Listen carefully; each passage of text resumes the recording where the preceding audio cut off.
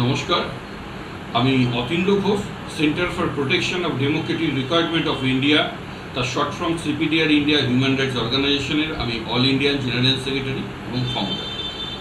হ্যাঁ, বলুন আপনি কী বলতে চান? হিউম্যান রাইটসের উৎপত্তিটার কোথা থেকে হয়েছিল অ্যান্ড হিউম্যান রাইটসটা ঠিক কী সেটা নিয়ে যদি আপনি কিছু বলেন। দেখুন, আপনারা সবাই জানেন যে দ্বিতীয় বিশ্বযুদ্ধের পরে ইউএনওর গঠন হয়। এবারে ইউএনওর গঠন হওয়ার পরে হিউম্যান রাইটস কাউন্সিল মানে ডিক্লারেশন অফ হিউম্যান রাইটস কাউন্সিলও গঠন করা হয়। তার কারণটা কী ছিল, যে না কোনো এক দেশ সড়ক হয়েছিল যে কোনো এক দেশের ওপরে যাতে কোনো সমস্যাগত না হয়, হিউম্যানিটি যেন না হয়, তার জন্য সেই জন্য এটার গঠন করা হয়।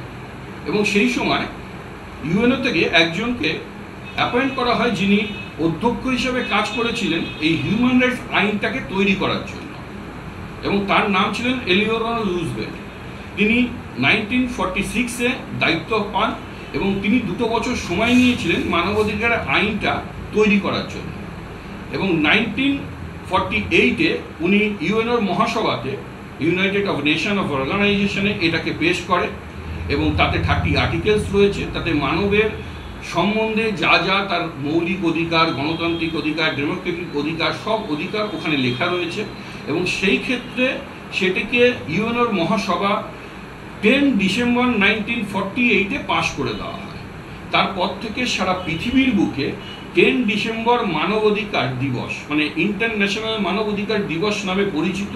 এবং যেই দেশ সেই সময় এই মানবাধিকারটাকে অ্যাডপ্ট করেছিল মানে গ্রহণ করেছিল বা নিজেদের দেশে এটা ইমপ্লিমেন্ট করেছিল, সেই সব দেশে কিন্তু আমাদের এই হিউম্যান রাইটস 10 ডিসেম্বর 1948-এর পর থেকে কিন্তু পালিত হয়।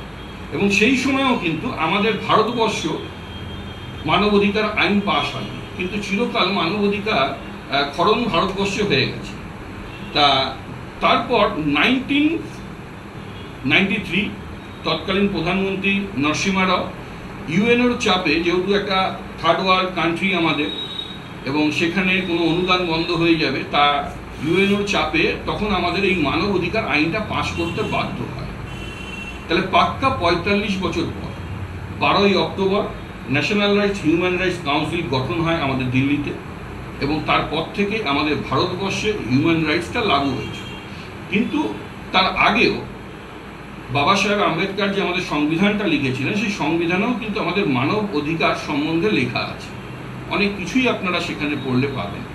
কিন্তু আমাদের ক্ষেত্রে যেটা হয়েছিল ভারতবর্ষের বুকে, যে আমাদেরকে কোনো এডুকেশনালি বা শিক্ষাগত ব্যবস্থাতে আমাদের এই মানব অধিকারটা সম্বন্ধে জানানো হয় না বা শেখানো হয় না বা বোঝানো হয় না। তাই আমরা মানব অধিকার সম্বন্ধে জানি না।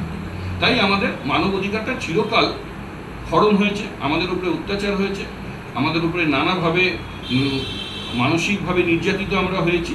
আর সেই জায়গা থেকে কিন্তু আমরা যেভাবে বঞ্চিত হয়েছি, সেই জায়গা থেকে কিন্তু আজকে একটা লড়াইয়ের জায়গা এসেছে যে আমরা মানবাধিকার সম্বন্ধে জানি। তাই ভারতবর্ষে এই আইনটা পাশ হওয়ার পরে বহু রাজ্যে 1995-এ 5 ম্যান কমিশন গঠন করে নানা জায়গায় এটাকে ইমপ্লিমেন্ট করা হয়েছে। প্রত্যেকটা রাজ্যে একটা করে কমিশন আছে। সেই কমিশনের দ্বারাই মানুষের যাতে আইনতভাবে কাজ করা হয় তার জন্য সেই সুযোগ সুবিধার ব্যবস্থা করা হয়েছে। কিন্তু সেখানেও কিন্তু মানুষ তার আইনতভাবে তাদের অধিকারটাকে পায় না। তার জন্য আমাদের মতো বেশ কিছু মানবাধিকার সংগঠনকে সরকারিভাবে স্বীকৃতি দেওয়া হয়েছিল যে মানবাধিকার নিয়ে কাজ করার জন্য।